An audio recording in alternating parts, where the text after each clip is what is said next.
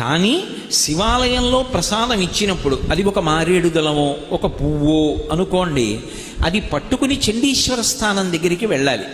వెళ్ళి ఆయన దగ్గరికి వెళ్ళి కొంతమంది చప్పట్లు కొడుతూ ఉంటారు.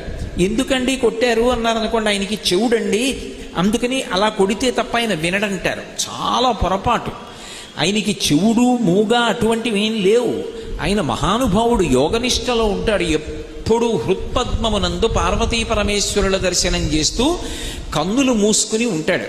ఆయన దగ్గరికి వెళ్ళి చిటిక వెయ్యాలి. అందుకే చిటికల చండీశ్వరుడు అంటారు. ఇలా చిటిక వేశాననుకోండి, ఆయన కళ్ళు విప్పుతాడు. ఇలా ఎందుకు రానా తపస్సు భగ్నం చేశావు, ఎందుకు చిటిక వేశావు అని ఇలా కళ్ళు విప్పుతాడు.